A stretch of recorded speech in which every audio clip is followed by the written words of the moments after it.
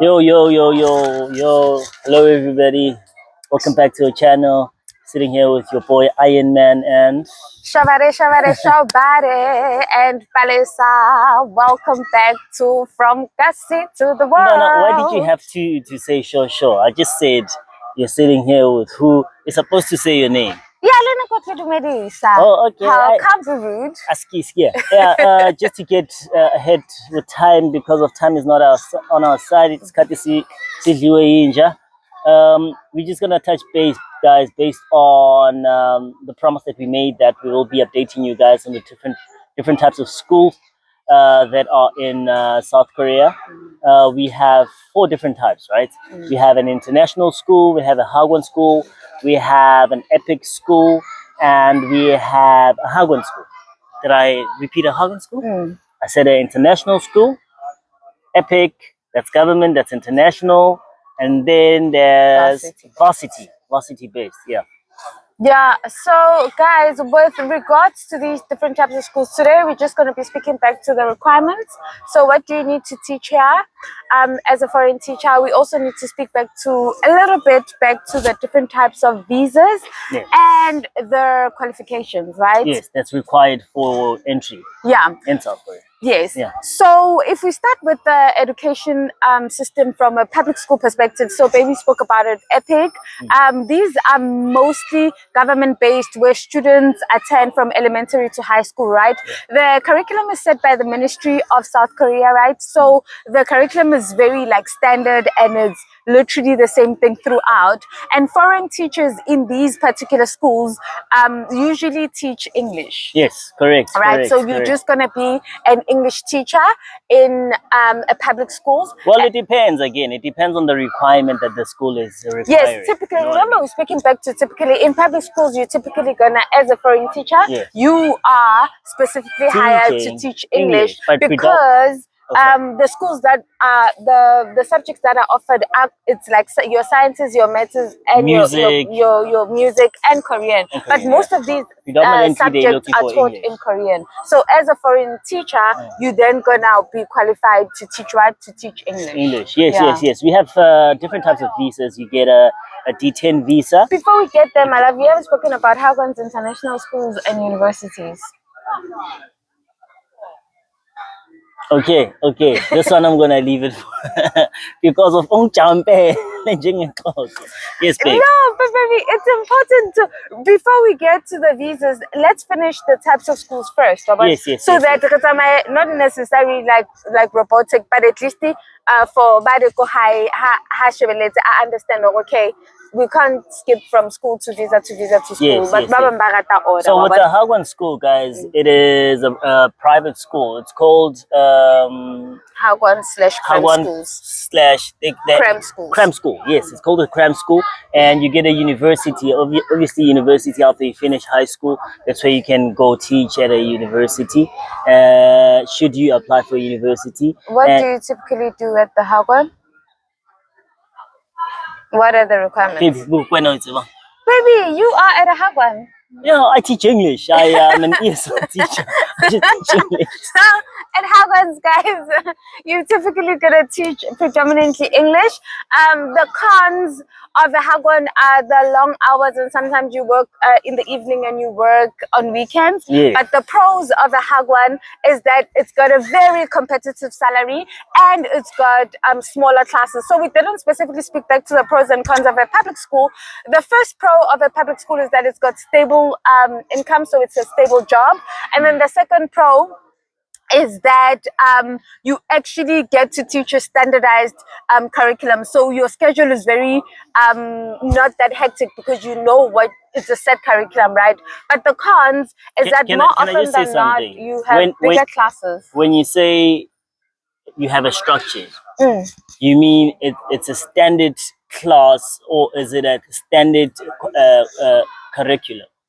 No, I mean standard curriculum, because what you're going to be teaching is literally from the Ministry of Education. Okay. Right. So there's not the con is there might not be as much flexibility. Okay. Right. So pros, it's standard curriculum, so it means it's very organized, it's very structured for people most probably that don't necessarily have a lot of teaching experience. So teaching in a public school could be a good way for you to get into the teaching system, right? Okay, another con? And a con. So one of the biggest cons is the classes, the class size. You're going to be teaching larger classes because it's a public school. So you're most probably going to teach between 25 to 30 students per class. Okay. And what about paid vacation? I heard there's also paid vacation. That's another pro. That's definitely a pro. In public school, you get more vacation days, and they literally paid vacation days. So you can be out here experiencing Asia, you know, which then becomes one of the cons of a hagwon, of a cram school, because in a cram school, there are fewer vacation days, right? You only get summer vacation and winter vacation, and legally, they're supposed to be 11 working days. Speaking of legally, there's also stability. When you speak about stability, you can't just be fired. You know what I mean? Which sometimes, unfortunately,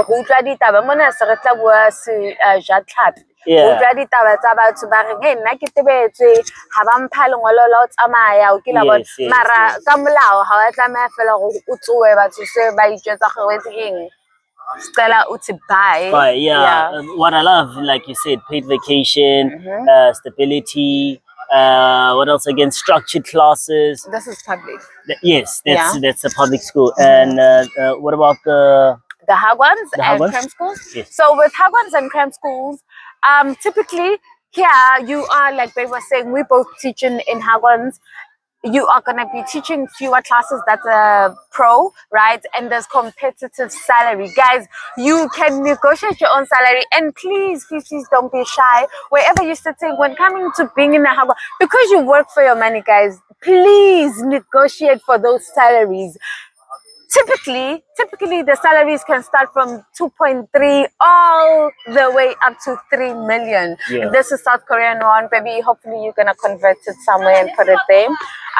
But yes, the salary starts from 2.3, 2.4 million won to 3 million won, depending on experience, depending on qualifications, and most importantly, depending on whether you're able to negotiate for yourself, right? Yeah. Because Monana, it's all about Ugu's Kulumela. The other thing is the classes are quite smaller here. Yes. Well, in hagwons. Yes. And the other thing is that hagwons really range from classes. Classes do range. You get demanding classes. You get the schedule. There's flexibility. There's flexibility. The other thing is that you might even work late in the evening. So those are cons. Yeah. The working late in the evening is one of the cons, as you mentioned earlier, and working on weekends sometimes is a con, right? Yeah. And classes also are often smaller. yes, that's a pro. That's a pro. Yes, classes are often smaller. It's a pro, and you get a very high competitive salary. That's a pro, right? Yeah. And then let's talk about international schools. No, I have Baby, before you go there, it's often advisable for you to always look into your contract before signing with an hagwon. Yes, and researching, guys. You know, we always talk about because research. you get like I told you the last time, you get red flag schools where they offer 10, 11 days, 9, 11 red holidays, of which it's a no. Usually it's 10, 11. Depending. It's supposed to be 11. But I would say it would look into your contract and look into the nitty-gritties where the cons are lesser than the pros. Yes. The pros need to be higher than the cons. Yeah. And research your school, guys. Don't just sign. Please research. I mean, there's so many red flags where an example of a red flag would be after interviewing, the director or the person that interviews you refuses to give you pictures of the accommodation place that you are going to sit at, or you're going to stay at Balega Nyawo Zumbili, right? The other red flag, if you have less than 10 or 11 working days. Another red flag, if your salary is below 2.2, in all honesty, that should be illegal, you know, but again, it depends on you, right? And then another red flag, if you can't find anything about the school, guys. Sometimes people think not finding information about the school on these portals or on these social media places is a good thing. It really isn't, right? Because you find that the schools actually censor people to not talk about them in any way. So if you don't find anything about your school, you know? Yeah. Can you now go to international schools? International schools. All right. So international schools, guys, like I said, some of us teachers really aspire to end up at. International schools are now schools that work with international curriculums, right? So you get your American curriculum, your Canadian curriculum, Australian curriculum, British curriculum. So basically westernized curriculums. So the school is much more English based, right? Westernized, yes, it's much more Western westernized. curriculum. And as a foreign teacher, yes, as a foreign teacher, you're not necessarily going to be kept to teaching just English, right? You can also be able to be a specialized teacher. So you can teach your history, your accounting, your economics, your maths, your science, your drama, your art, your visual art, you know? You can teach these subjects. But obviously, guys, when you get into these international schools, based on the fact that you can teach a curriculum, they usually demand, or one of the requirements then becomes that you have a teaching license from your home country, right? We are going to speak about requirements, but I just needed to add on to that because it's very, very important, and it's one of the things that's actually distinguishing between international school, Hagwon, and public school at this point in time, right? Yes. So the advantages of a international school, guys, you know, 5 million and above. 5 million won, right, per month, not per month, guys. We've always been saying how the South Korea over millionaire If you had to convert it to South African, 5 million is 64,000 after tax. No, not after tax. But tax if we're looking at after tax, probably going to be 60. Still, guys, for a startup teacher, especially if you don't have much experience. But now, start up without experience. Yes. With experience, right? But guys, also, if we're being honest with each other, more often than not, international schools definitely want experience, right? Yes, because this is a high-paced environment. They do need teachers that actually know what they're doing. They do need teachers that have been in a classroom before, so that they don't start on basic level. And for now, I always compare international schools with corporate spaces, right?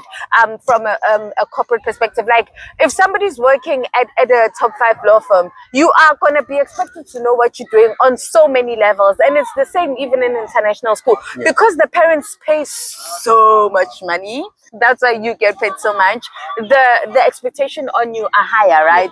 So the pro is that you get to firstly teach a specialized subject if you are a qualified teacher, and you also get paid a lot of money. What are the cons, my love? You need to be someone who eats the books. You must eat the ngwadi. In terms of, they need a higher for qualification for this. You can't come here with your bachelor's and just get away. In any field, yes. And just get away with it. Make sure that you are qualified in a bachelor's, but in education. Or a bachelor's and PGCE. PGC, PGD, and have... no, guys, the weather is changing. Please don't mind us. The other thing is prior experience. You need to have prior experience in this. Lighter teaching hours.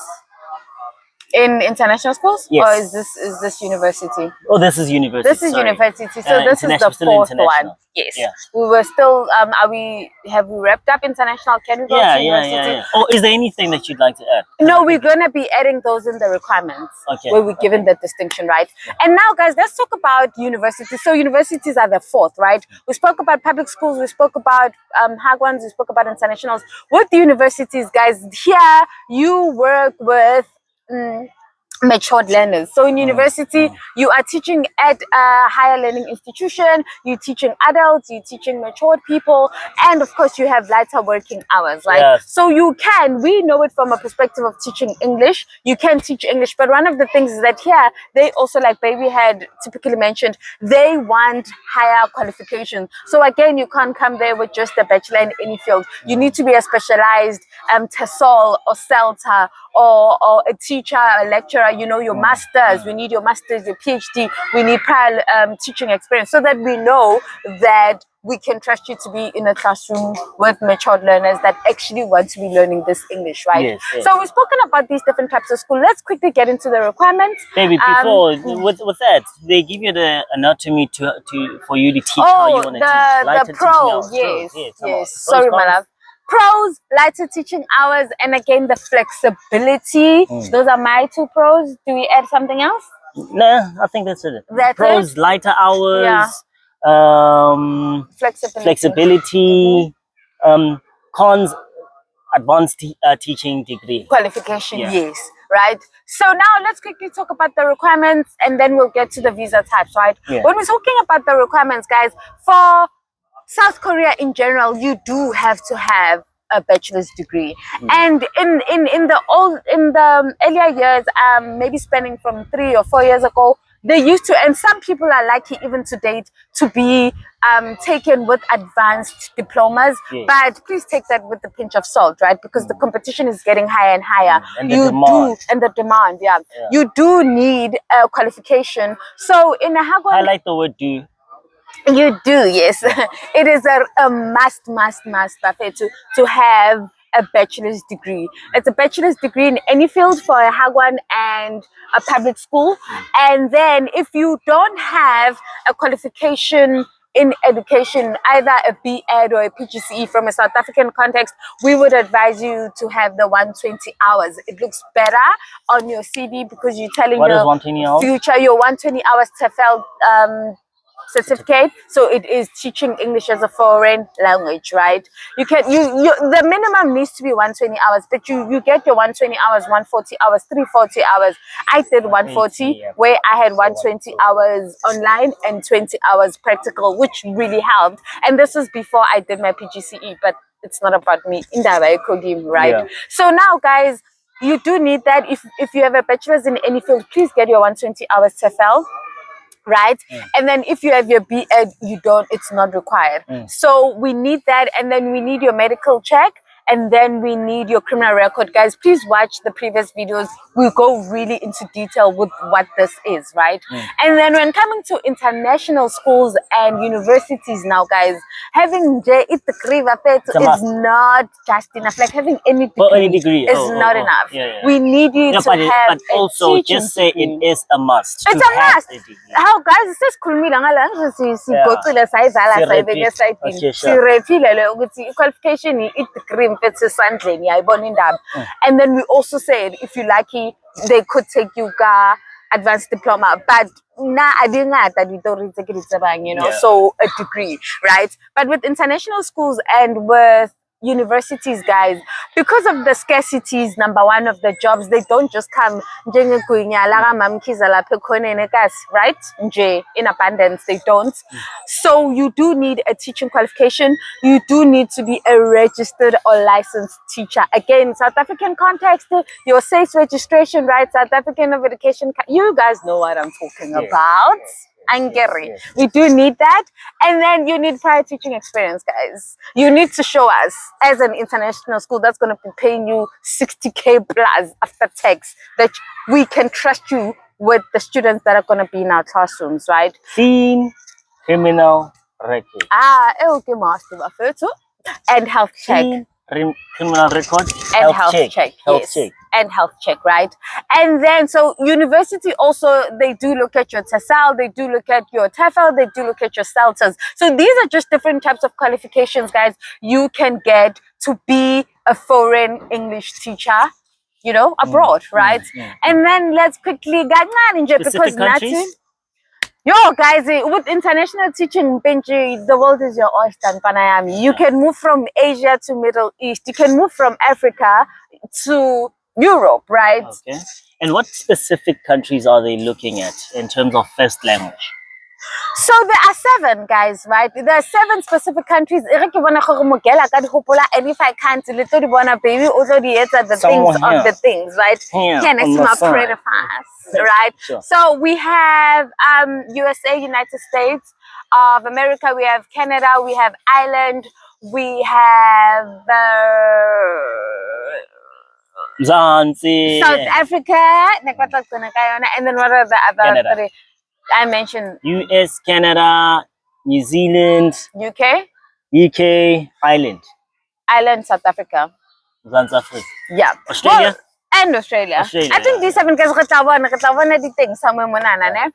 The 7 these and these are countries that are looked at as native English speakers. And in international school, guys, in an international school you don't necessarily have to come from those 7 countries. In an event that you don't come from those 7 countries, you're just gonna have to do those English proficiency tests. Yes. So you can do the IELTS. Yes, the IELTS or IELTS. However, guys, me English is not my mother tongue. IELTS.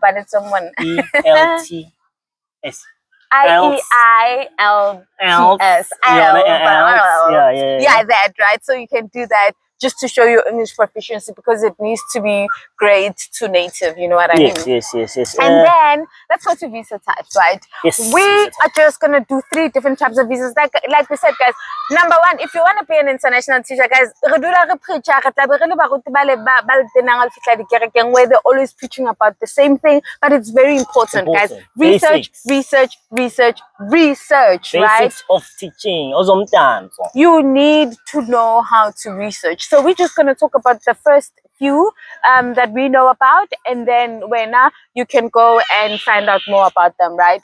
The first one is the E2 visa. This is usually called the teacher's visa, and it's what we are currently here put on, foreign right? teachers on. Yes, foreign English teachers, you know.